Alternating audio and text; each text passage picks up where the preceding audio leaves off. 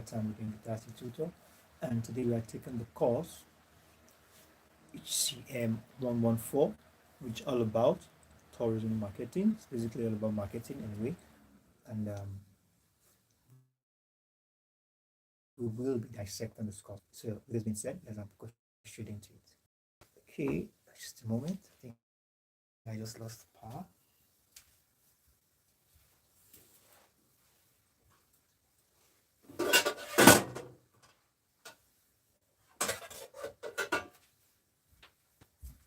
Right. Okay.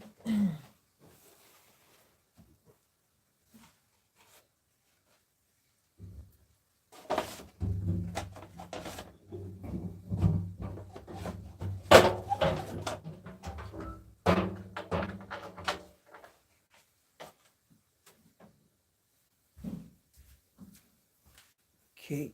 Yeah. I think it's manageable this way.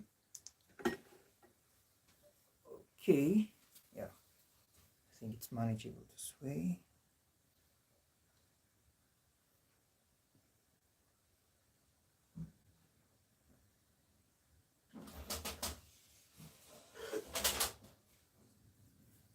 So HCM is the course.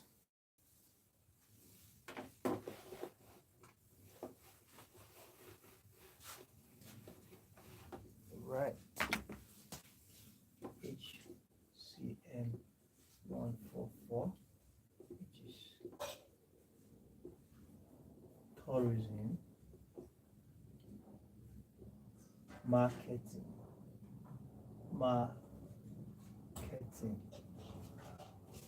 Right. Now, okay, I think I should. It's a bit dark. I think I should switch on the lamp. Okay, it's not bad. From my hand here, and it's not bad. So now we have. Let's first talk about the word marketing. Okay, what does the word marketing means? Now, marketing links the customer, who is the core, to the processes, practice, and activities. Now, let's take this for example. Marketing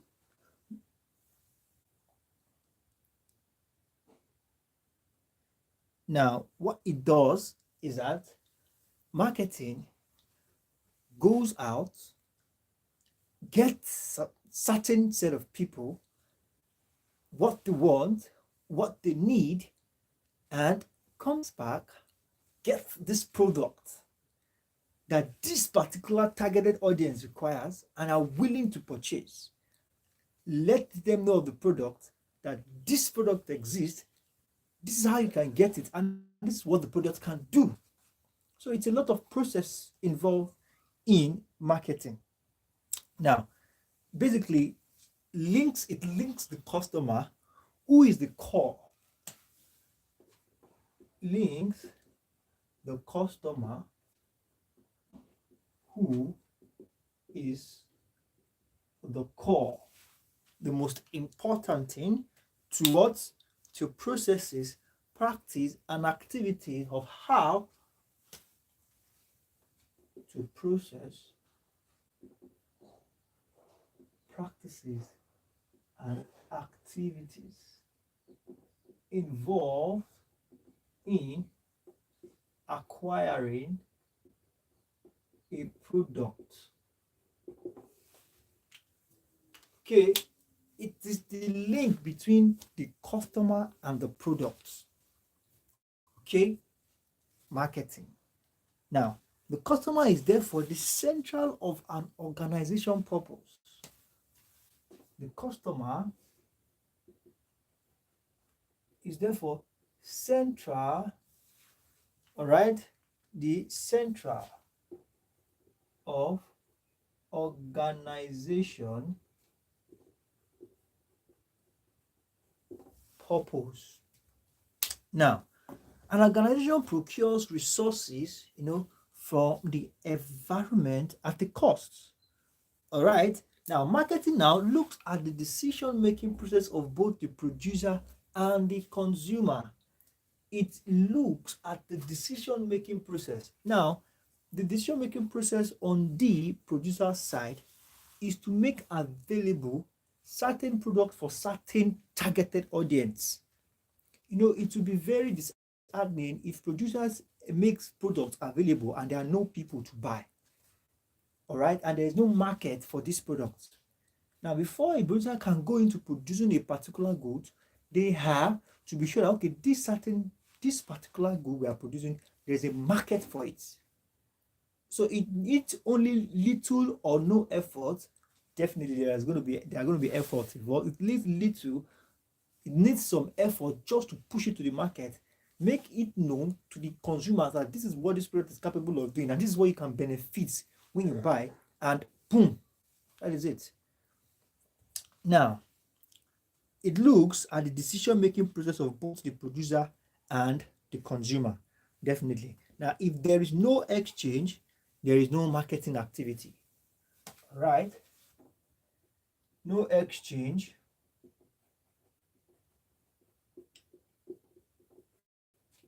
No marketing activities. Now, the exchange here, in essence, simply talking about exchange here, in essence, is simply talking about exchange here, in essence, is simply talking about the product offered by the producer and the product bought by the consumer. So there's an exchange between the consumer and the producer. All right. And this activity makes marketing a reality. All right. Now, and this concept of marketing is developed in relation to consumer goods. Marketing is developed in relation to what?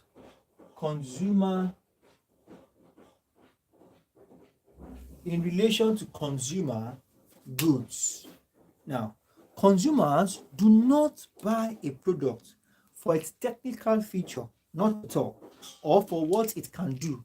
Now, a consumer buys a product because of the benefits that can be derived from it. Because of what? The benefit attached to that product. The benefit the consumer can get, all right, from buying that product. That's why you see a consumer buying a product. Nothing more, nothing less. I think I need to improve. I think I need to improve upon the lighting. Let me put on the lamp. I think it's getting dark.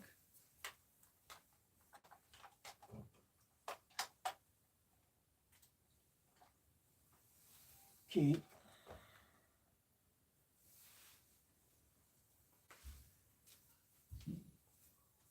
Yeah, it's better now. Okay. Yeah, it's way better now. Awesome. Now let's proceed. Awesome. Now, just like as I said earlier on, consumers do not buy a product for its technical feature. No. They don't buy because of what it can do. No. Why they buy a product is because what they will benefit from buying this product. So the purchasing of any product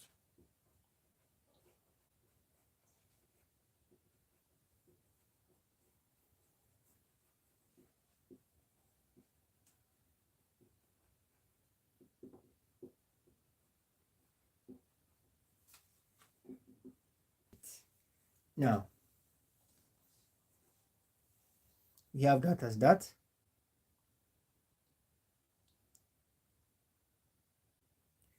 Now, let's take note of this, please. Now, there will be no sale. Now, consumers are not going to be geared towards purchase if any of this following happens. One, existence of product is not known.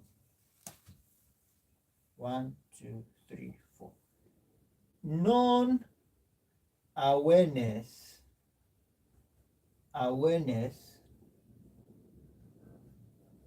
of products. Okay, the need for the product not felt. Need for the product not felt. All right. Price is not considered appropriate value. Price not appropriate. All right. Price not appropriate. Okay. And non-availability of product,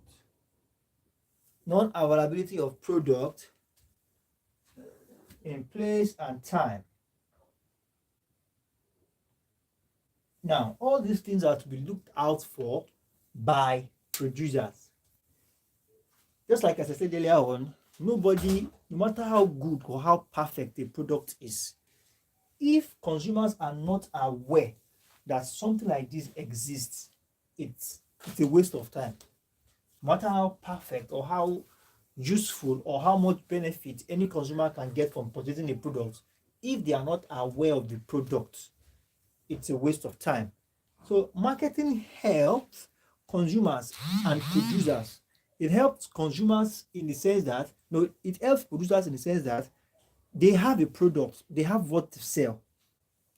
Now, then they have to go and make what we call feasible research, and you can't just take your product into the open market just like that.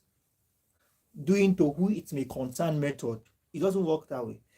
Even before you take your product to the marketplace, you understand, you have to first have, that is the very first thing you do before you even start the production of that product. There has to be a targeted market, a ready-made market for that product. All right. And it will only take you some effort to push this product to this targeted audience. And the moment they are aware of this product and they are educated, awareness also has to do with educating them on what the product is all about. And that's why you see a lot of new products. I remember then in Lagos about this product called Vico. It's a very nice product, but a lot of people don't know it. It's a chocolate tea, you know, little or no sugar, it's perfect. And there are already big brands like Bonvita, Milo, Ovaltine in the market. And believe me, based on my own standard, and I believe many of our customers, based on their standard, they even prefer this tea compared to the so-called big brands, right? But they won't know something like this exists. You know, the price is okay and the quality is superb. They would not have known of a thing like this exists if we had not taken it out there. If we had not taken our time to push this product into the market, they would never be aware. So it took us not just to get the product to their faces. No, it took time, a lot of displays, activities and shows just to ensure that they try it. You know, they have to. So you have to, okay, just a moment.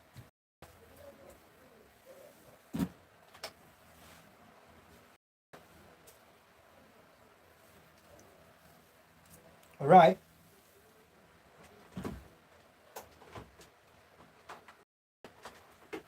Just a moment.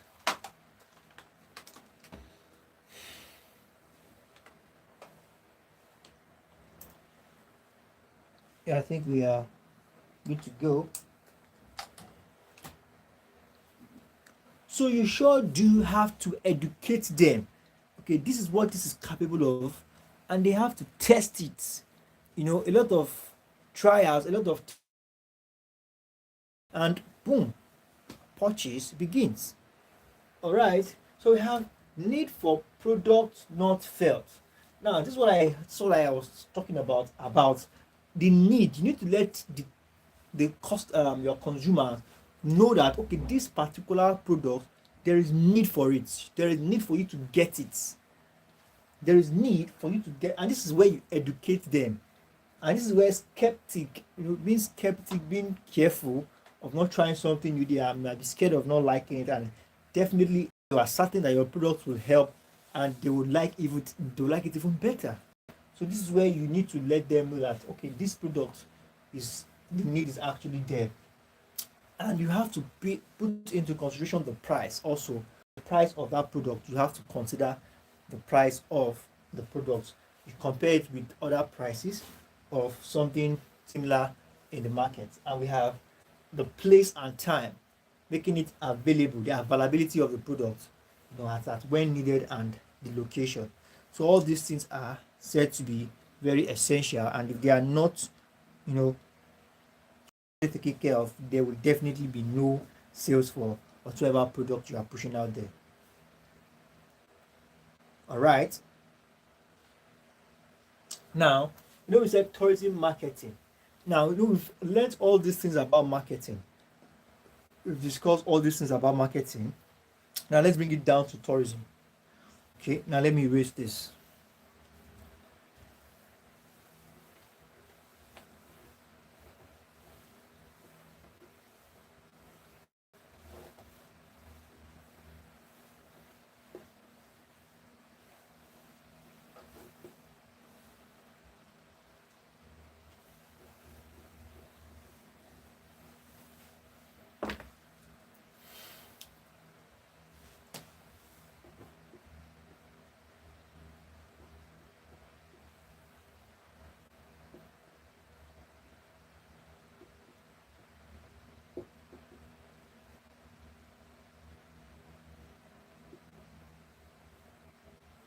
Now, there is need to know that tourism is a service industry. A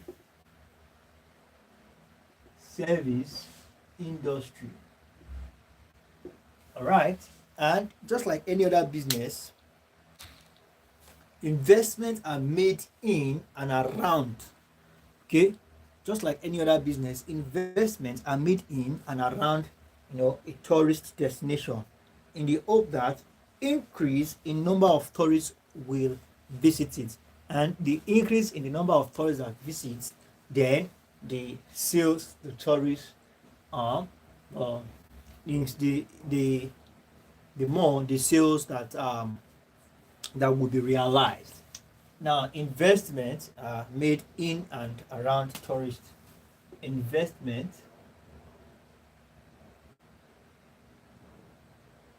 are made, you understand, and the higher the visits, the more.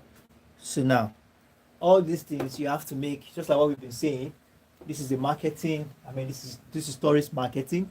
Just the essence of, making it know that, okay, there is this particular place that it's good for, for tourists to visit, to take time to come around. Also, it's also, now when you let them know that, okay, these are the things, these are the features when you come to the tourist center. These are the features you see. Okay, and the tourist center, you see maybe you have a zoo, maybe you have a cliff, you have something cool that differentiates it from every other tourist center. And definitely still considering the fact that, okay, how much tourist pays. Okay, now those tourists, definitely there should be an hotel for people coming outside the country, foreigners in the tourists. There should be provisions for them like that, and how well is it accessible, and how well can one just book with the tourist. It's basically just like a product, but here it's more of the intangible. We have tangible that has to do with physical products, and the intangible that has to do with service. So for tourists, that's why we said it's a service industry. So it's one of the intangible. They sell the intangible goods. So we have that as that. Now let's quickly talk about marketing mix, which is said to be a concept marketing mix is said to be a concept that had originally developed in the context of tangible goods. Now we have about 4 P's for marketing mix, or 4 P's, which are the product, the price, promotion, and the place. Okay, for marketing mix.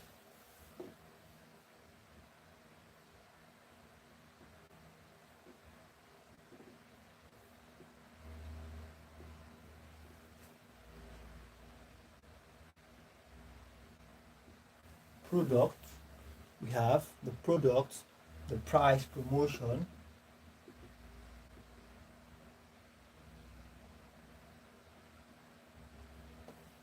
All right, so we have that under marketing. There are about 4 of them. Now services are bought and rendered mostly in the premises of service. Services are bought and rendered mostly in the premises of service. Now producers are rarely in the customer's premises. All right, now services are bought and rendered. Now okay, we have that already. Let's go take this out. Now from what we have there, it says here the term market. Now when we talk about service being bought and rendered in the premises of service, unlike consumer goods, whereby the tangible goods, whereby it can travel far and wide. It's a little bit different when it comes to the intangible, which has to basically with service. It's said to be consumed in the premises of service producers. All right, now the term market, let's talk about the term market. Now it refers to the collective existence of existing and prospective customers for the products.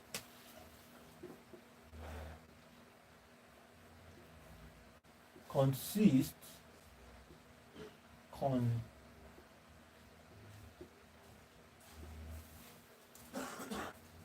right.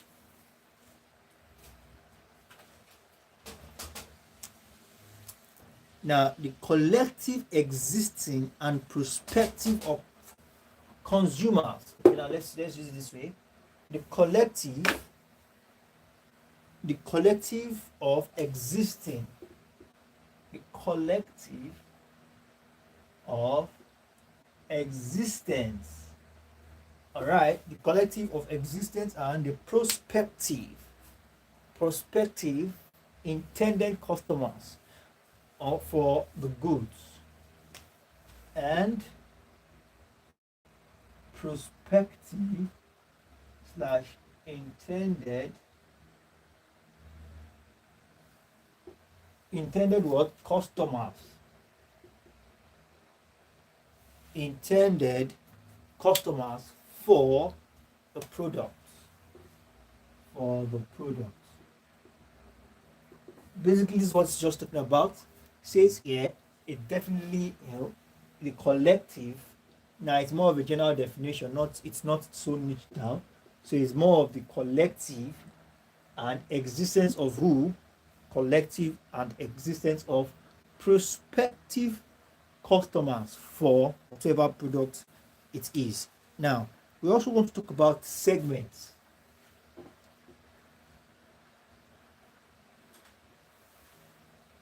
All right, segments. Now, segment is said to be discrete. All right, it's said to be discrete and is distinguished by characteristics, purpose, needs, motivation, benefit, and bonus. Now, let's listen, please. Segmentation is usually done on the basis of one or more of these following. Why do we have segmentations? Just like what we say, segmentation is discrete.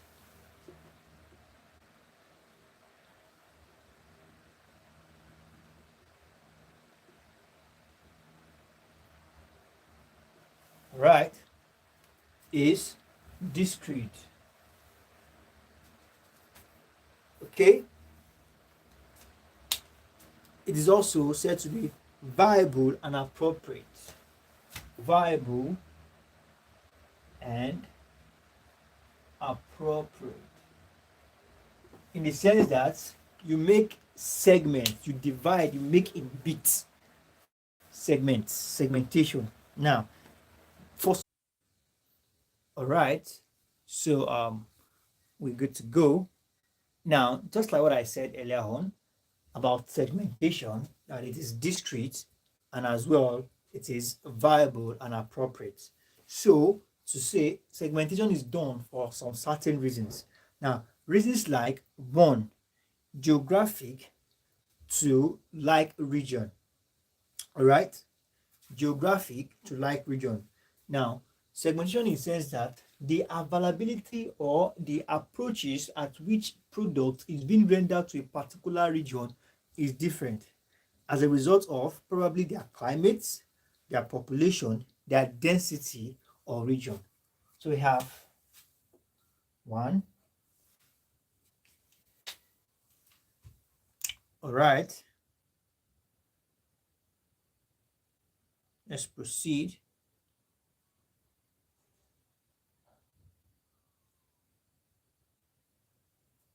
So we have according to geographic.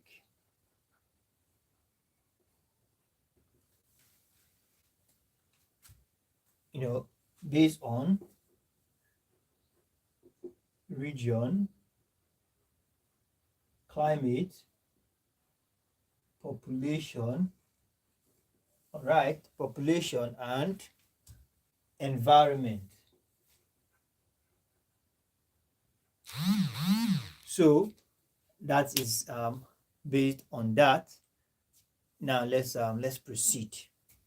Now, demographic, also it could be based on demographic.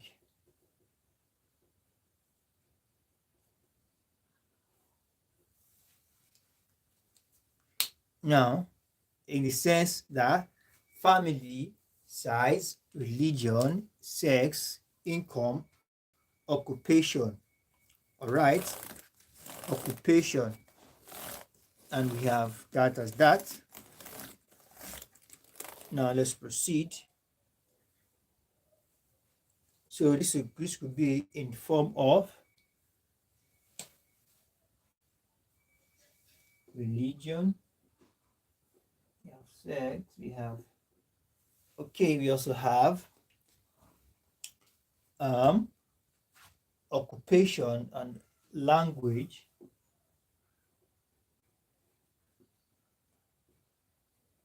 This basically talk about there are some certain products that will definitely sell in certain region more than the other, and there are some certain regions that based on their sex in that particular region, it will sell more and it will sell less somewhere else. And according to language as well, as these are things that producers are to decipher, and occupation.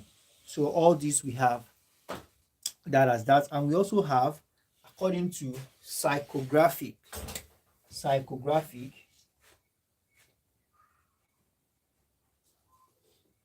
Now, psychographic here is talking about the lifestyle and the personalities, the lifestyle of targeted audience. All right, and we have buying behavior like the volume. Okay, also the buying behavior. These are all the things we just have to consider. So, thank you very much, everyone. On this note, we are calling to wrap for today. We've been able to get a thing or two. Do well to submit your notes in your respective classes, and I look forward to seeing you in subsequent tutorials. Bye bye.